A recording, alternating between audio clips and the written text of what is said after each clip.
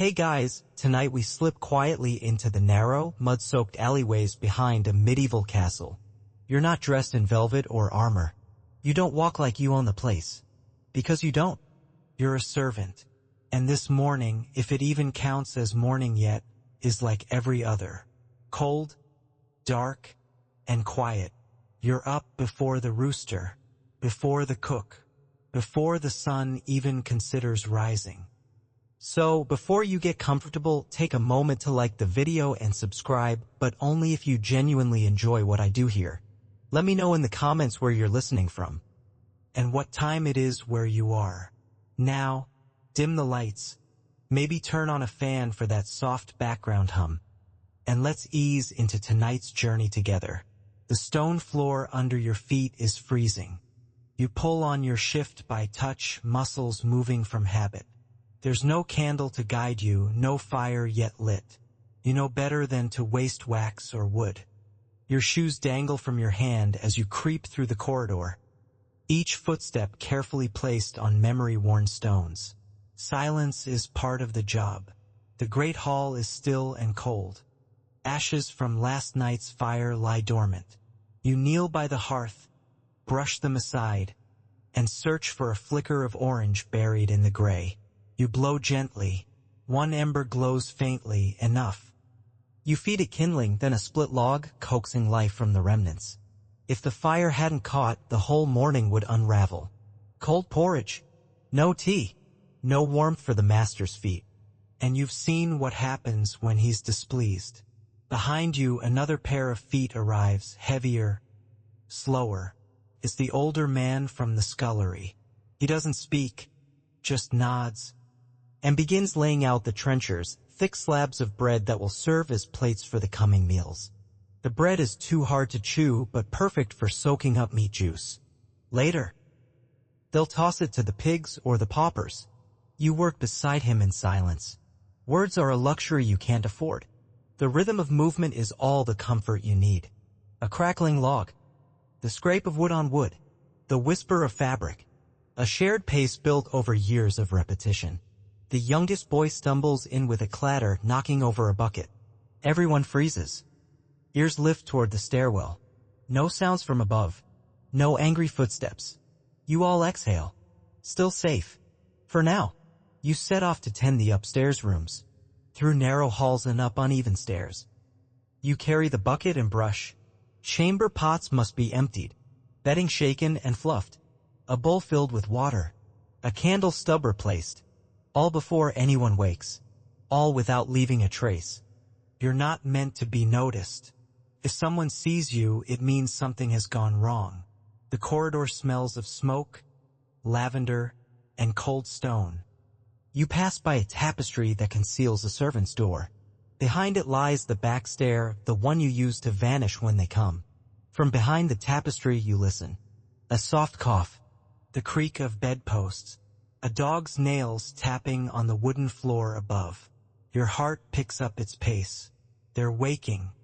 You finish resetting the fire in the ladies' chamber just as footsteps echo in the hallway.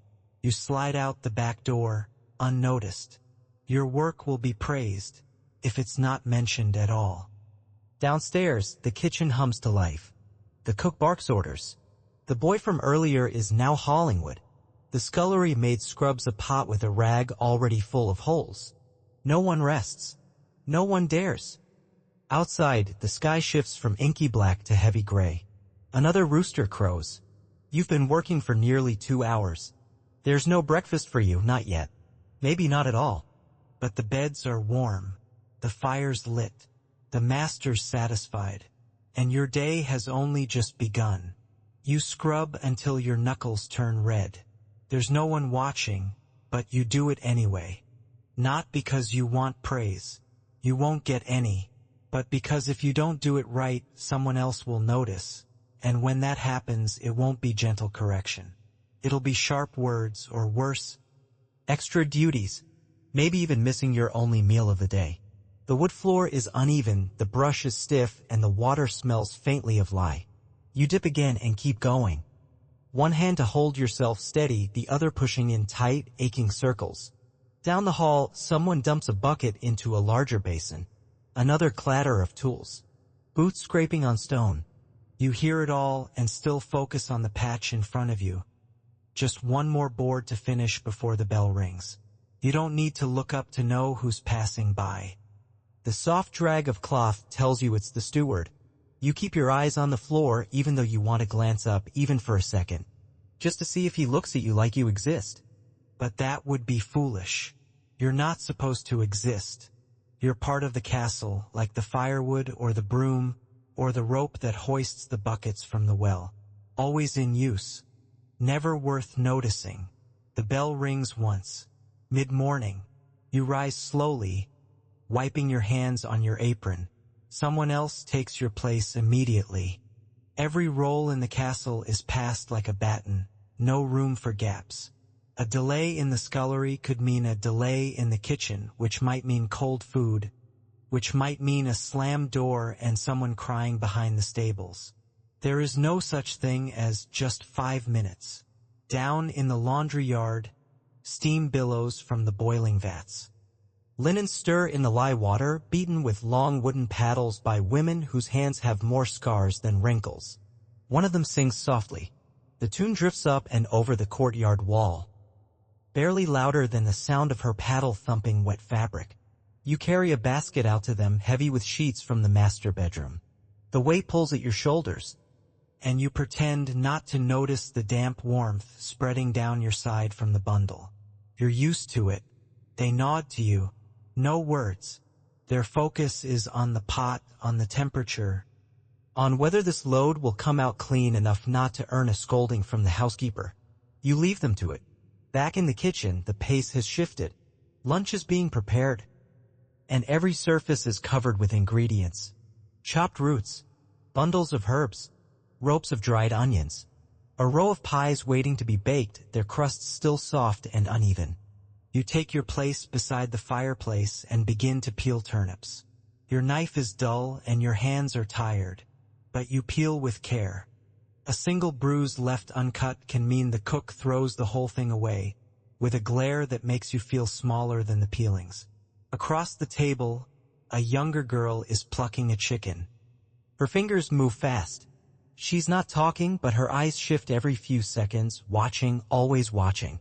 You've learned not to ask too many questions, but you recognize that look. She knows something.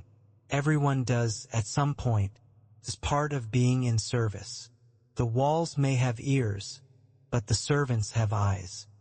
And when something strange happens, a guest arrives unannounced, a noble yells behind closed doors, a locked drawer is left slightly open, it's always the staff who notice first. You store these things away, not to gossip, but because in a place where your job depends on being useful. Knowing what's about to happen can be the difference between getting blamed and getting clear. The cook barks your name. You flinch. She needs more water for the stew. You nod, set the knife down, and grab the bucket. You're halfway to the well before you realize your stomach is growling. You haven't eaten yet today. Maybe there'll be bread left after lunch. Maybe not. The rope groans as you lower the pail into the cold water. You lean on the crank. Your arms ache. Your hands burn from the lye and the chill. But you keep going. There's no one else to do it. You're invisible, but everything depends on you. You've learned to hear things without being caught listening. It's a survival skill, like carrying buckets without spilling or knowing how to walk across a squeaky stair without a sound. But this one is more dangerous, more useful too. You pass through the corridor with your head lowered, a tray balanced carefully in your hands, a goblet of wine, a few bits of dried fruit, a folded napkin.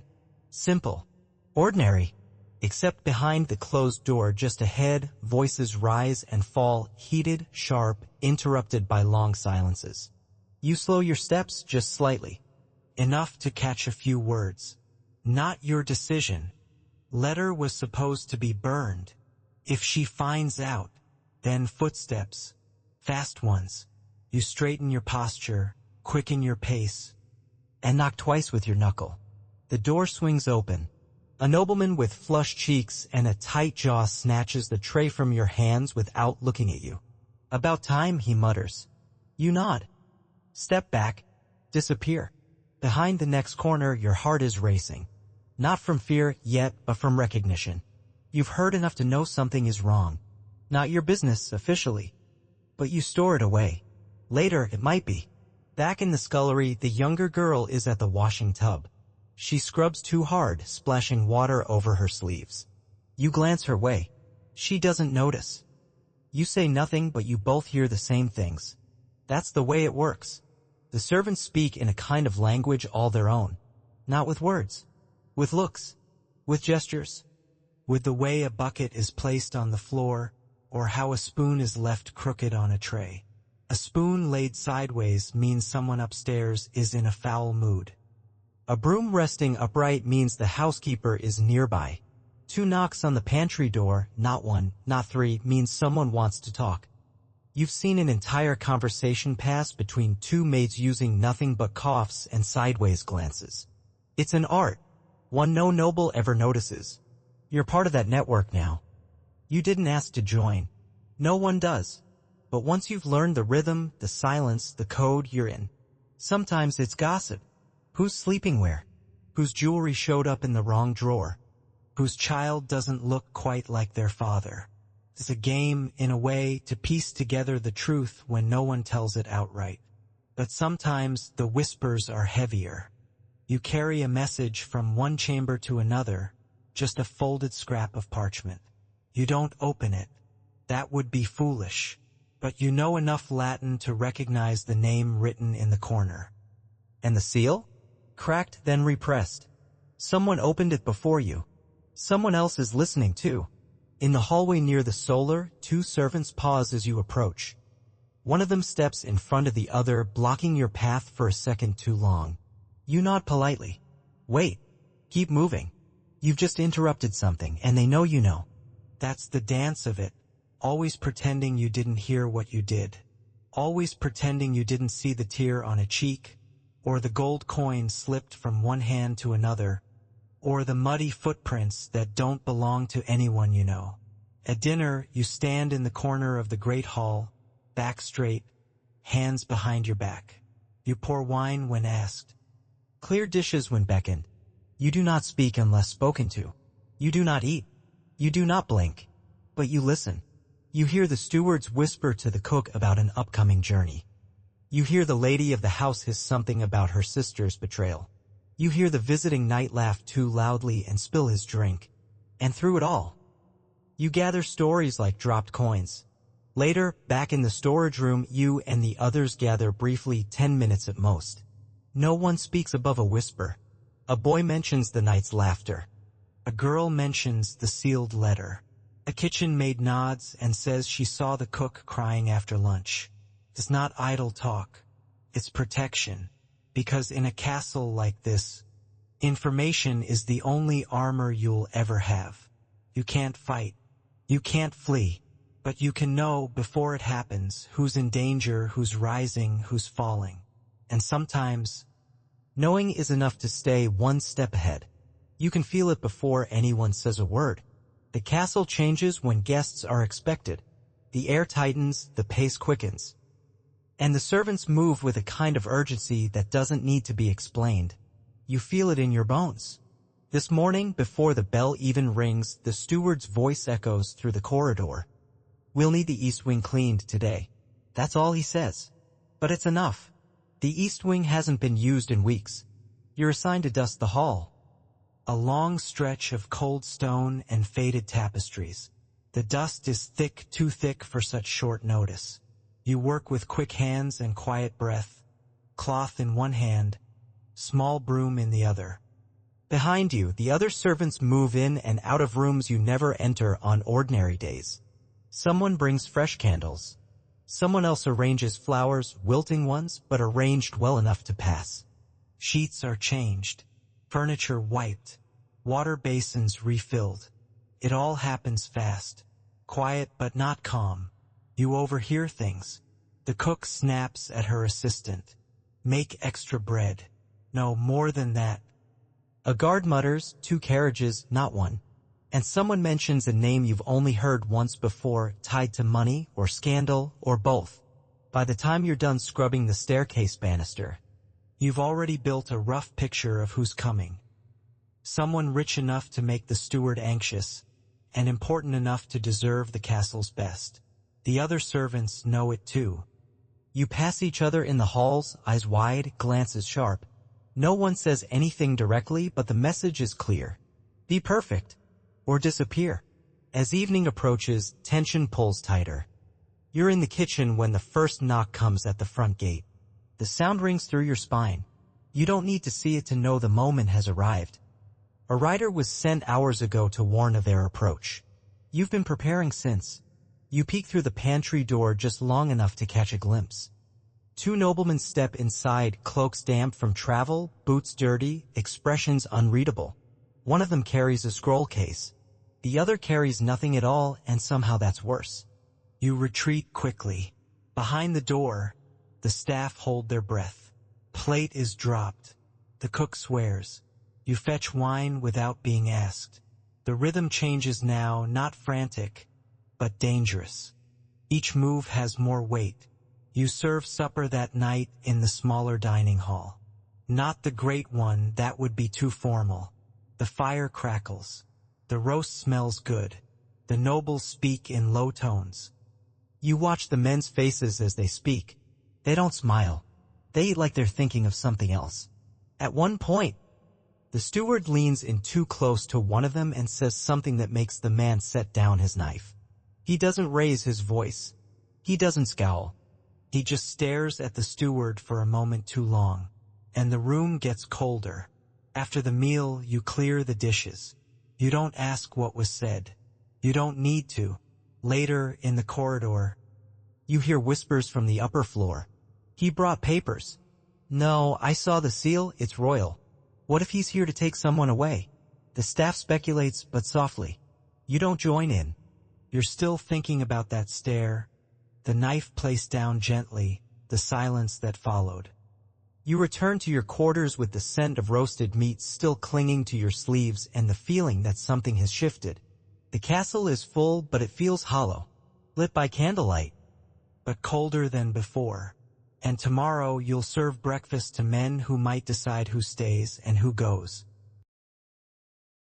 You're sweeping the hall when you hear it.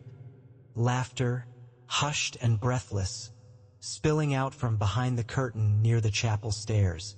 You pause just for a second. It's not your business. Of course, nothing ever is. But your hand slows as you grip the broom and shift your weight ever so slightly to listen. A man's voice, smooth. A woman's, familiar. Too familiar. You move on. The broom swishes across the flagstones again, but the sound sticks with you. Later, you pass her in the corridor. Her hair is neater than usual. Her lips are flushed. She's not a lady of the house, just a cousin of one, young, quiet, usually polite. She doesn't look at you as she walks by, but you notice the edge of a smile tugging at her mouth. You know what it means. It's not the first time you've noticed something like this. It won't be the last. This castle is built on secrets. You live among them. Affairs that bloom behind tapestry walls. Whispers traded in linen closets. Notes slipped beneath plates before banquets. You've seen a maid hide a letter in her apron. You've seen a young guard pass her a coin when no one was looking. You've seen her vanish for an hour and come back with her cheeks flushed and her sleeves inside out. No one talks about it openly, but the signs are everywhere. And then there are the other kinds of secrets. The ones that don't involve stolen kisses or midnight meetings, but silence. Painful, quiet silence.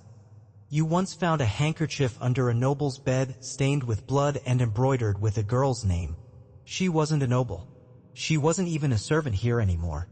No one ever said what happened to her. But the laundry maid whispered that she'd been sent away. Far away. Some say to a convent. Some say worse. Historians still argue whether noble houses truly kept quiet rooms for women who caused embarrassment, but you've seen one. Behind the West Wing. A room with no window. just enough space for a bed and a single chair. You're in the pantry now, fetching dried herbs, when the cook speaks to no one in particular. She's with child. No name, no expression. Just the fact dropped like a spoon on stone. The younger girl next to you goes still. You all know who she means, and who the father probably is, and what will happen if the wrong person finds out. Love in the castle is a dangerous thing. You know better than to think it ever ends happily. Not for people like you. But still, it happens. In the shadows of the kitchen, in the corners of the barn, between sacks of barley and stacks of folded sheets. One time, you caught a glance between the stable boy and the lady's maid. It lasted half a second, but it was full of risk, full of want, full of the kind of longing no one's allowed to show. You've never had time for romance, but you've seen it enough to know how quickly it can ruin someone, and how sometimes the ruin starts slow, a missed chore, a forgotten spoon, a daydream that turns into a delay, and delays get noticed. You've learned to avoid entanglements. Keep your head down. Keep moving. But the castle pulses with these stories. You walk through them like smoke brushing against others' secrets, breathing them in but never speaking them aloud. Until, one day, someone vanishes, and no one explains why. Quiet goodbye. A new face in the scullery.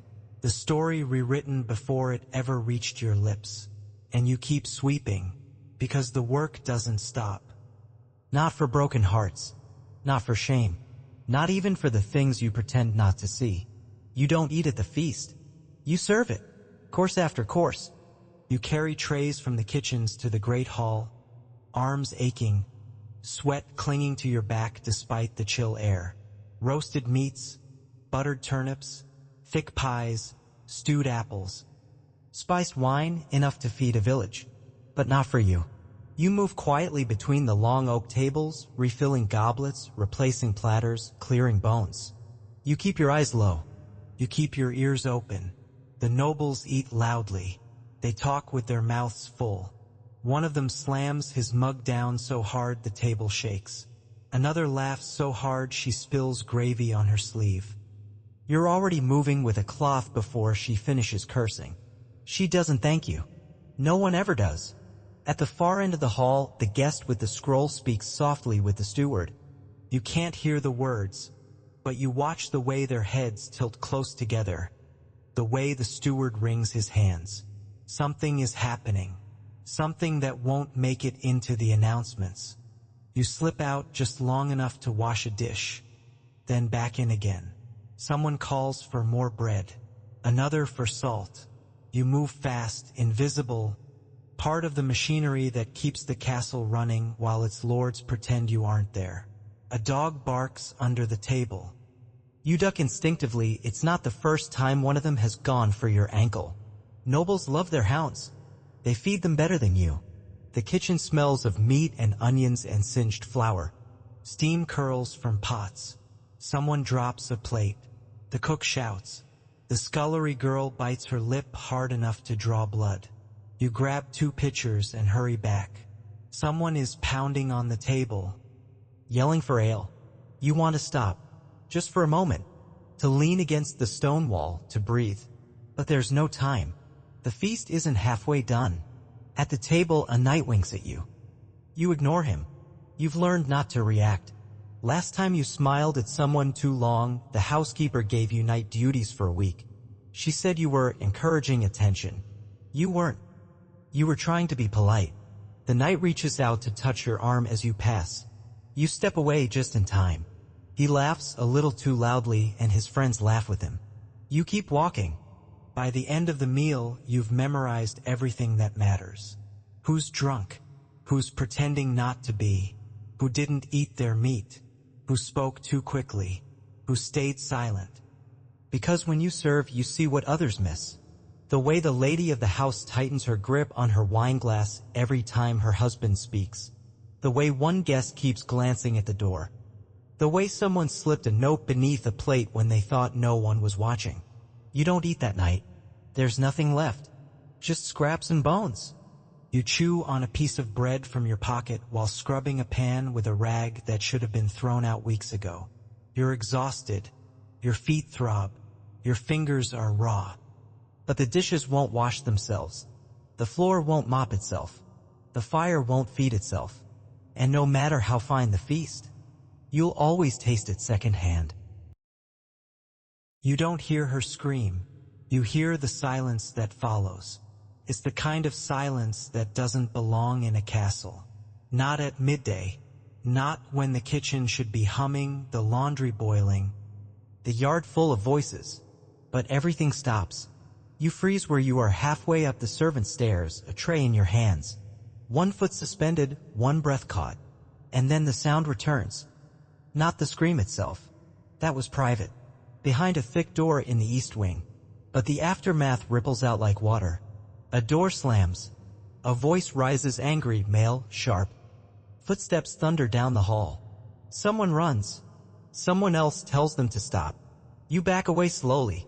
You don't want to be seen right now. No one does. By the time you reach the scullery, you already know what happened. She's gone, the younger girl whispers, eyes wide. You don't ask who. You don't need to. The only question now is why and whether it was her choice. This isn't the first time someone's vanished. A kitchen boy once missed 2 days of work. When he returned, his face was swollen and his left eye was shut. He said he fell. No one believed him. 2 months later, he disappeared again. That time for good. Historians still argue whether physical punishment was codified in castle life or just conveniently ignored. You don't argue. You've seen enough to know the answer isn't written in rules. It's written in bruises. Another time, a maid was accused of stealing. No one ever found what she supposedly took. But she was sent away by sunset. The head laundress burned her clothes that same night. You helped. Not because you wanted to. Because the housekeeper handed you the bundle and said, now. Fear, in this castle, works quietly. It doesn't scream. It doesn't chase you through the halls. It waits in corners. It lingers in the space between footsteps. It grows inside glances and half-finished sentences. You've learned to read it. When voices drop too low. When someone grips a cup too tightly. When the steward smiles too much. That's when you step back. You once saw the lord of the house shove a guard against the wall hard. No words, just anger, the kind that simmers instead of exploding. Later that night, the guard left on urgent business. He never returned.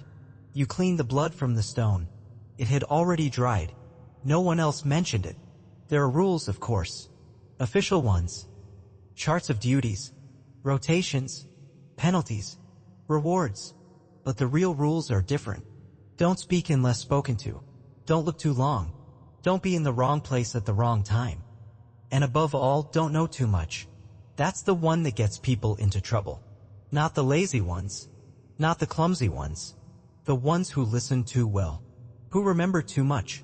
Who notice what should be hidden. You've learned to act dumb when needed. To forget things quickly. It's not dishonesty. It's self-preservation. After the scream, after the silence, the castle resets itself. The bells still ring. The porridge still simmers. The beds still get made. No one mentions her name. Not the steward. Not the cook. Not even the girls who used to fold linens beside her. She's just gone. You scrubbed the same corner of the floor a little longer than usual that day. Not because it's dirty. Because the motion calms you. Because the sound of brush on stone is better than the sound of your thoughts. Because in this place, if you stop moving, you start wondering who's next. You don't eat at the feast. You serve it. Course after course, you carry trays from the kitchens to the great hall, arms aching, sweat clinging to your back despite the chill air. Roasted meats, buttered turnips, thick pies, stewed apples, spiced wine, enough to feed a village. But not for you. You move quietly between the long oak tables, refilling goblets, replacing platters. Clearing bones. You keep your eyes low. You keep your ears open. The nobles eat loudly. They talk with their mouths full. One of them slams his mug down so hard the table shakes. Another laughs so hard she spills gravy on her sleeve. You're already moving with a cloth before she finishes cursing. She doesn't thank you. No one ever does. At the far end of the hall, the guest with the scroll speaks softly with the steward. You can't hear the words, but you watch the way their heads tilt close together, the way the steward wrings his hands. Something is happening. Something that won't make it into the announcements. You slip out just long enough to wash a dish, then back in again. Someone calls for more bread. Another for salt. You move fast, invisible. Part of the machinery that keeps the castle running while its lords pretend you aren't there. A dog barks under the table. You duck instinctively. It's not the first time one of them has gone for your ankle. Nobles love their hounds. They feed them better than you. The kitchen smells of meat and onions and singed flour. Steam curls from pots. Someone drops a plate. The cook shouts. The scullery girl bites her lip hard enough to draw blood. You grab 2 pitchers and hurry back. Someone is pounding on the table, yelling for ale. You want to stop, just for a moment, to lean against the stone wall, to breathe. But there's no time. The feast isn't halfway done. At the table, a knight winks at you. You ignore him. You've learned not to react. Last time you smiled at someone too long, the housekeeper gave you night duties for a week. She said you were encouraging attention. You weren't. You were trying to be polite. The knight reaches out to touch your arm as you pass. You step away just in time. He laughs a little too loudly and his friends laugh with him. You keep walking. By the end of the meal, you've memorized everything that matters. Who's drunk? Who's pretending not to be? Who didn't eat their meat? Who spoke too quickly? Who stayed silent? Because when you serve, you see what others miss. The way the lady of the house tightens her grip on her wine glass every time her husband speaks. The way one guest keeps glancing at the door. The way someone slipped a note beneath a plate when they thought no one was watching. You don't eat that night. There's nothing left. Just scraps and bones. You chew on a piece of bread from your pocket while scrubbing a pan with a rag that should have been thrown out weeks ago. You're exhausted. Your feet throb. Your fingers are raw. But the dishes won't wash themselves. The floor won't mop itself. The fire won't feed itself. And no matter how fine the feast, you'll always taste it secondhand. The stone walls are quiet now. No more shouting from the hall. No more footsteps pounding overhead. Just the low hum of night, the soft crackle of a dying fire, the rustle of a blanket shifting in sleep. You lie in your cot, the rough linen warmed slightly by your own body. It's not much, but it's enough. You close your eyes. You can still smell the kitchen herbs, faint on your sleeves. Still feel the ache in your hands, dulled now by rest. You've earned your silence. You've earned this moment. Outside, the wind moves through the trees. Somewhere an owl calls. The castle sleeps, and so do you. You don't dream of banquets or silk gowns. You dream of quiet corridors and the weight of a warm bucket. You dream of sweeping the same corner you've swept 1,000 times. And waking to a world where everything is exactly where it belongs. And maybe that's enough. You've lived between the cracks of history, never named, never praised. But still there. Always there. And now, as the night deepens and your breath slows, the world fades into soft, warm nothing. Sleep well.